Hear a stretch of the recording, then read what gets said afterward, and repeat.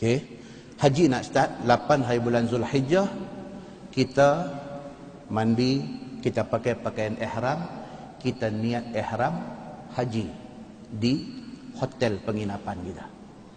Kita niat nawaitul hajj wa ahramtu bihi lillahi ta'ala. Aku niat haji dan berihram dengannya kerana Allah Ta'ala. Lepas tu baih nanti bawa kita pergi ke Arafah. Kita sampai di Arafah, belum masuk wukuf lagi. Duduk di sana, isikan masa dengan baca Quran, dengan berzikir, dengan berdoa dan sebagainya. Bila masuk keesokan harinya 9 hari bulan lepas Zuhur, start haji kita. Di situ start dia. Masuk saja 9 hari bulan, tunggu sampai Zuhur. Masuk aja waktu Zuhur, start dah haji kita, start dah. Inilah yang kita duk simpan duit, yang kita duk bercita-cita nak mai, yang kita nak buat haji ni dah start dah ni. Bang Zuhur aja kita dah masuk di dalam zon ibadat haji. Dah start dah. Isikan masa kita pada waktu di Arafah ini dengan bertalbiyah, berzikir, baca Quran, berdoa dan sebagainya. Menjelang maghrib lebih gelut lagi berdoa. Kalau boleh sepanjang masa duk ada di Arafah tu, biar sentiasa berwuduk. Pi pancong, batal wuduk, ambil balik wuduk. Mai masuk dalam kemah, baca Quran, apa. Isikan masa macam tu. Pasal apa? Pasal kita nak pergi buat haji ni, mungkin sekali ni aja. Biarlah haji yang kita buat ni, kita bawa balik haji yang mabrur. Sekali dah. Walaupun kita ada duit, belum tentu kita dapat pergi lagi. Belum tentu. Ni dah dapat pergi ni, hak ni buat paling baik hak kita boleh buat. Nak bersembang apa semua lain kali, bukanlah ni. Duduk fokus. Kalau boleh cari arah kiblat, menghadap kiblat. Sentiasa isikan masa dengan benda-benda yang boleh jadi pahala. Lepas maghrib, kita bertolak ke Muzdalifah. Baih nanti mai, kita nanti naik baih, dia bawa kita pergi ke Muzdalifah. Sampai di Muzdalifah, kita semua kena turun baih jalan. Duduk di bumi Muzdalifah itu, kalau Nabi SAW, Nabi sampai di bumi Muzdalifah itu, Nabi salat jamak di situ, maghrib dengan Isyak. Kita tengoklah, kalau kita lambat, sebab ini pengurusan bas, kita mungkin semayang di Arafah tadi. Ataupun kalau bas kita awal, kita mungkin semayang di Muzdalifah, tak kira. Semayang di Muzdalifah. Lepas pada tu duduk, tunggu sampai tengah malam. Sebab bermalam di Muzdalifah, dia ambil kira selepas tengah malam. Di sini boleh jadi kelang kabut. Sebab Arab bawa baih ni kadang-kadang Arab Yaman. Kadang-kadang dia pun tak pernah masuk sekolah pondok.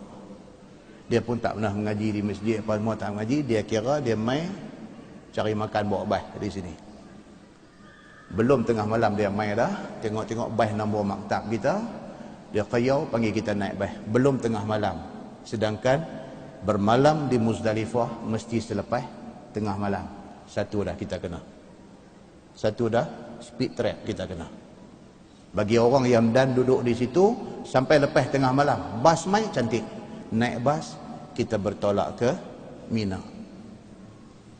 Bila sampai di Mina, dia letak kita di kemah-kemah di Mina, duduk. Malaysia biasanya duduk lepas daripada terowong Muasim. Jauh. Arab ni tak usah baik macam mana lah dengan mereka. Malaysia anak tiri mereka. Hak boleh duduk-duduk kok keliling tempat jamrah tu semua dia beradik dia. Semua sama-sama Arab ni. Malaysia dan jemaah haji Asia Tenggara biasanya dia nanti lempang pi balik sana Muasim. Hang tua ke, hang bangka ke, hang apa ke, hang pukul ke Kimai. Tak larat hang fikirlah nak selesai masalah ni macam mana. Tapi tempat hang di sana. Kecuali jemaah haji Malaysia yang ambil package 100,000 punya. Boleh duduk sebelah tempat melontang. Makan pagi pun kawan hak duk goreng omelet tu pakai bowl. Goreng omelet. Tapi package-nya 100,000 untuk satu ibadat haji. Hak lain ni sana. Duduk di sana lepas daripada waktu duha. Lepas daripada waktu duha hari 10, hari raya haji. Hari itu kita tak tahu dah raya haji ke raya apa, tak tahu dah. Kita duduk dalam kain ihram tu dengan duduk apa kemasai, dengan tak tahu raya, tak tahu apa.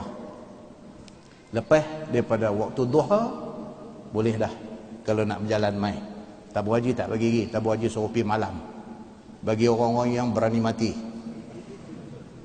Lepas daripada sembahyang duha boleh keluar dah. Daripada Mu'asim masuk terowong, berjalan mai pelan-pelan, semua one way saja, dia akan sampai di Jamrat. Jamratul Ula, Wusta, Aqabah. Hari 10 ni kita nak pergi punggai yang mana satu? Hak ujung sekali tu, bukan hak mula jumpa. Hak ujung sekali, Jamratul Aqabah. Dan tuan-tuan jangan terkejut, bukan sikit ada punggai di Jamratul Ula ni. Pasal apa? Pasal dia duduk taram lama dah. Dia bawa batu, dia kata jumpa kat aku, pasal dia dipahamkan jumrah tu setan besar. Dia nampak dia lepas Walhal itu Jamratul Ula. Masa kita duduk lalu tu tengok ula pun duk kena sebat dah.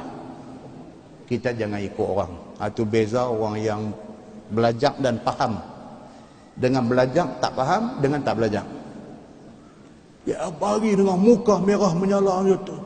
Orang suruh tiap-tiap Bismillahi Allahu Akbar. Lagu tu dia ada takbir, Allahu Akbar, takbir. Allah dia main macam tu. Muka merah menyala. Ini kita takut. Yang ni kita takut, yang ni moduk lari jauh. Jangan duk pergi join dia. 10 hari bulan melontang hak ujung sana, hak last kali jumpa tu Jamratul Aqabah. Pi sampai di sana 7 biji anak batu. Bismillahi Allahu Akbar, baling. Bismillahi Allahu Akbar, baling. Bismillahi Allahu Akbar, baling 7 biji. Lepas selesai macam tu, pi cari barber, tempat gunting rambut yang berdekatan. Ataupun geng private punya pun ada banyak. Dia model pisau cukur dengan ayak botol satu 10 rial. 10 rial dia kata kullu. Kita duk tanya dia 10 rial kullu. Botak kah kita tanya dia. Kullu botak dia kata botak boh. Berdarah meramu dia bagi. Yang ni private punya geng. Kalau masuk barber dia boleh buat pergi elok, semua tak ada darah apa semua, tang ni memang berdarah. 10 pun kena, darah pun boleh. Bila cukup tu saja kita sudah tahallul awal. Tahallul awal, melontak Jamratul Aqabah dengan bercukur. Kita dah buat 2 daripada 3 benda. Kita sudah tahallul awal. Lepas dah selesai tu, baliklah ke kemah kita. Balik ke kemah kita, kalau ada ruang, ada peluang boleh mandi manda ke apa ke semua, penaik satu track bottom, selok track dengan t-shirt apa ke, keluar pula daripada kemah, pergi melilau cari tempat orang duk buat korban. Sampai itu panggil, tunjuk kambing sekong, lagu tu sudah, tak payah cakap banyak. Dia kata Khomsumiyah. Tulis, ambil handphone lah, type tengok. Dia angguk bayar 500. Contoh, bayar ini diat ataupun dam untuk tamattu. Clear. Kita sudah pun bayar untuk tamattu. Tunjuk lagi seekor kambing untuk korban pula. Anggur begitu juga. Sama juga, dia kata 500 ke, bawa keluar 500, yang ni untuk korban. Habaq ada korban. Kalau kita kaki tengok gambar Hindustan hari Sabtu, kurbani, kata-kata. Kurbani, aywa, kurbani. Dia bagi seekor lagi. Kita dah buat 2 perkara ni, alhamdulillah, balik pergi ke kemah kita. Okey, ini cerita haji ni. Cerita haji. Balik pergi ke kemah kita. Bila kita dah selesai dam tamattu dan kita dah buat dah satu korban untuk tahun tu, kita buat pula di tanah suci dan sebagainya, apa yang kita perlu buat lepas tu ialah bermalam di Mina. Tunggu sampai malam, tidur di Mina. Pagi esok bangkit sembahyang subuh apa semua, tunggu Zuhur esok. 11 hari bulan Zuhur, lepas sembahyang Zuhur keluar mai melontang di ketiga-tiga jamrah. Start daripada Jamratul Ula, Jamratul Wusta, Jamratul Aqabah. Sini bismillahi Allahu Akbar, satu batu. Bismillahi Allahu Akbar, dua. Bismillahi Allahu Akbar, 3 sampai 7. Habis Jamratul Ula, nak pi ke Jamratul Wusta. Pi ke tepi sikit, cari arah kiblat, berdoa. Ini sunnah Nabi sallallahu alaihi wasallam. Pi ke tepi sikit, berdoa. Mintalah whatever benda kita nak minta dekat Tuhan. Lepas itu sambung Jamratul Wusta. Bismillahi Allahu Akbar. Bismillahi Allahu Akbar. Bismillahi Allahu Akbar, 7 kali. Lepas tu daripada Wusta nak pi Aqabah, pi tepi sikit menghadap ke arah kiblat, doa lagi satu. Ini juga sunnah Nabi sallallahu alaihi wasallam. Lepas tu terus pi ke Aqabah, bismillahi Allahu Akbar, bismillahi Allahu Akbar, 7 kali juga. Habis Jamratul Aqabah tidak ada doa. Tidak ada doa kerana Nabi tidak berdoa selepas melontak di Jamratul Aqabah. Balik kemah. Tunggu sampai malam, tidur pula di Mina malam. Esok cerah, sembahyang subuh semua. Lepas Zuhur keluar mai pula melontar hari yang ke-12. Buat macam tadi juga. Kemudian hari yang ke-13 serupa juga, cantiknya lepas Zuhur keluar mai 7 biji, 7 biji, 7 biji, habis. Selesai ibadat kita di Mina. Untuk bermalam di ketiga-tiga malam kita dah buat. Melontak di ketiga-tiga jamrah pada ketiga-tiga hari pun kita dah buat. Bahmai, bismillah, naik balik ke Mekah. Bila sampai di Mekah, tawaf. Tawaf tu dipanggil tawaf apa? Dia panggil tawaf rukun, tawaf haji. 7 pusingan. Kita tawaf tu, ada orang dia kelabu. Dia tanya, "Ustaz, kena pakai balik ke kain ihram?" Dia kelabu lah, nampak dia kelabu. Dia kata, "Kena pakai balik ke kain ihram?" Pakai apa bendanya? Kita dah tahallul dah. Oh, boleh pakai jubah apa, pakai stukin boleh? Boleh lah, kata. Nampak dia kelabu. Okey, bila kita sampai di Mekah, tawaf rukun kita sudah selamat, kita boleh pakai pakaian biasa. Tawaf rukun 7 pusingan, sa'i 7 kali, sempurna ibadat haji kita. Very simple. Very simple. Tidak sesusah yang digambarkan kepada kita. Sangat simple.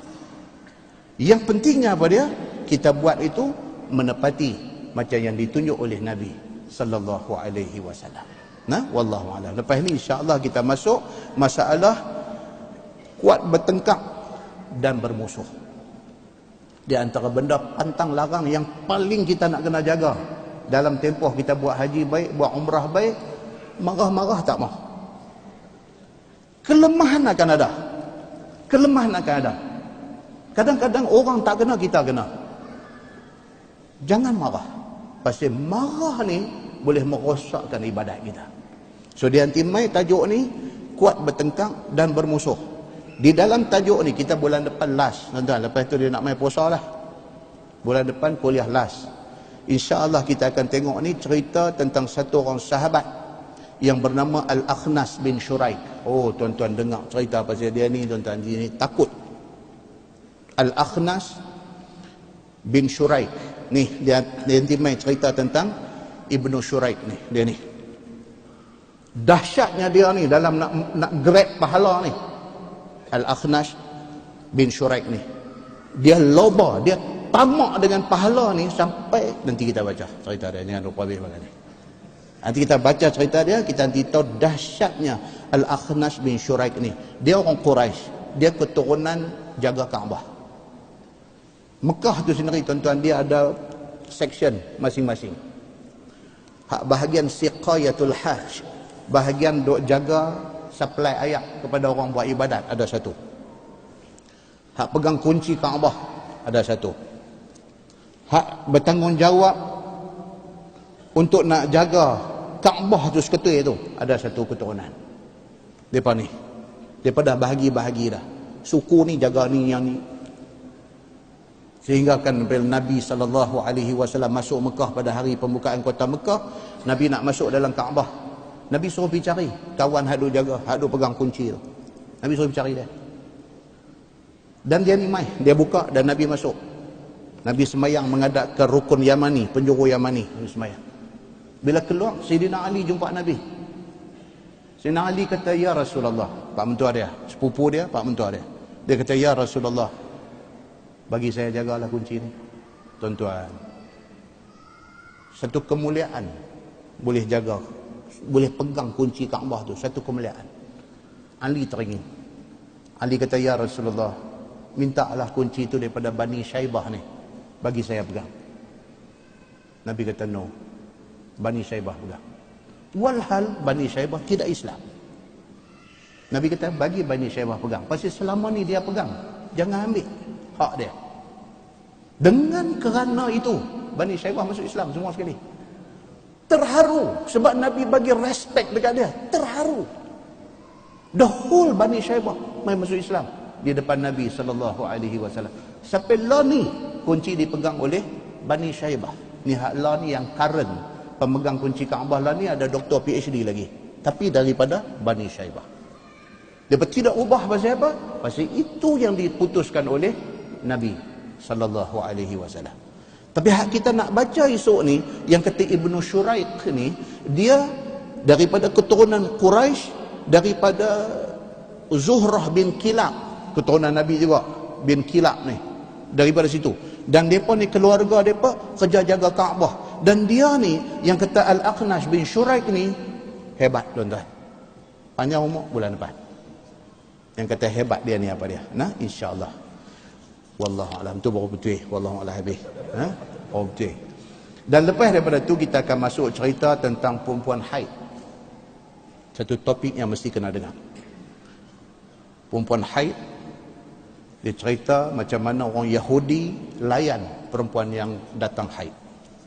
Macam mana mereka layan. Macam mana confuse yang timbul di kalangan sahabat Nabi tentang cara nak melayan perempuan kedatangan haid. Dia nanti mai tajuk esok ni. Kemudian dia mai lagi detail tentang ni sampailah kepada cerita LGBT. Nanti keluar mai esok ni. LGBT ni apa dia tuan-tuan? Lesbian, G apa benda? Gay, bisexual, transseksual ni apa benda aku tak tahu ni. Ni semua ni penyakit nak bagi Tuhan marah semua ni. Dan nanti mai subtopik yang kita akan jumpa selepas daripada tajuk layan perempuan yang datang haid ni, dia akan main subtopik ni, cerita-cerita tentang benda-benda macam ni, which is kita kena ambil tahu pasal benda ni sudah menjadi penyakit di dalam masyarakat. Bila kita tahu, kita akan tahu macam mana nak lari daripada benda yang Allah murka ini. Nah, kita tangguh dengan tasbih kafarah dan suratul As.